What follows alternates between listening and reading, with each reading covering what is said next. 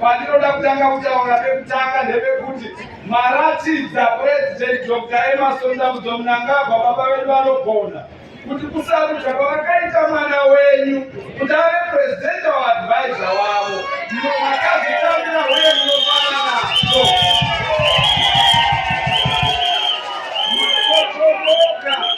makoromoka kuuya kuchirongwa chapresident asi maigona kunge matuma kama leaders mangotuma kama representatives maita vashoma but nekuda kwokuti muri kufara kuti mwana wenyu ndiye akushanda mukuru wenyika akasarudzwa kureva kuti makasarudzwa ini mandikale kuti mubate basa zviroverei maoko.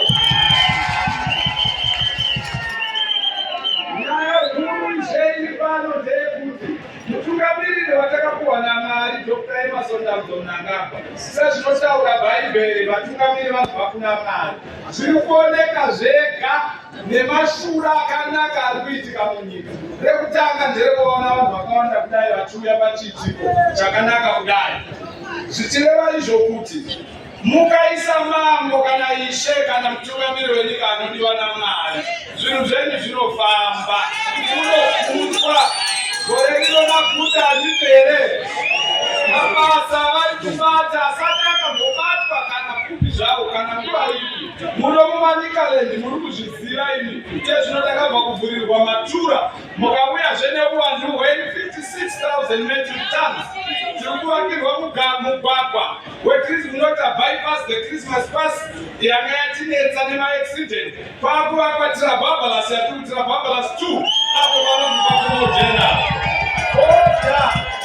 Boda riri kuvakwa onai marori awanda kuwanda kwayo hakuna kushata ibhumu iri kubva yetrade iri kukonzerwa nekugona kwababa Dr. Emmerson Mnangagwa ivo vabva vati aiwa mavakiro andakaita Beit Bridge border post ndaakuita recorps rakatotanga vana ngavauye kumabasa zviri kutofamba ipapo. Pauchiuya zvino revolving fund yokuti tibatsirane kuti musimudzire mabasa enyu muwane mari mushande mukuvaka nyika yenyu mushandirewo kuvaka mhuri dzenyu kuti dzive dzinogara zvakanaka. Ndo chatafambira chikuru chiripo. Machechi agara ane ukama neZANU-PF. Hataisirungura nyika nekusina machechi. Kwete aingonamatira asi aipa. Isu taipfeka mbatya nemasupapuro ataipiwa navamwazha. Vamwazha mashitoro avo akasvika kunge achatobhuroka nomungamwa akatofara vachisapota hondo yechimureri.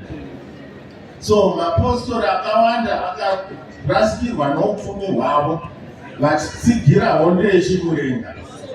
Ndosaka president vaMnangagwa vati hatirangarirei vatafamba navo rwendo vatakabva navo munguva dzaideuka ropa nguva dzairwadza nguva dzemisodzi naivowo ngavawane reward yavanowana. Ndovasaka vatuma advisor wavo kuti auye kuno. This money is a seed. If you are a vendor, use this seed to purchase more stock. If you are a hairdresser, use this to purchase more stock. If you are a pastor or initiate a project in your community. To every single beneficiary, utilize this seed to develop an enterprise that creates jobs. Or to build an asset that secures your family's future.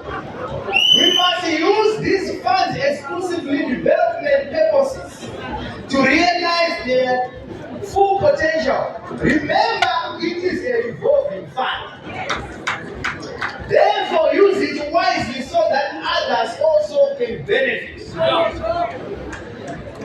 We must also emphasize unity and purpose. His exercise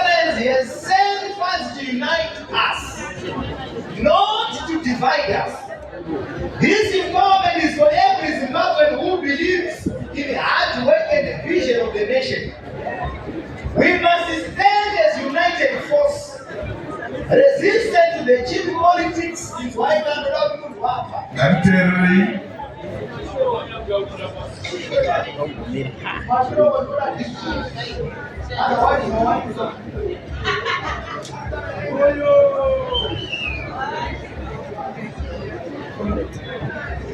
This empowerment is for every Zimbabwean who believes in hard work and the vision of the nation, our nation.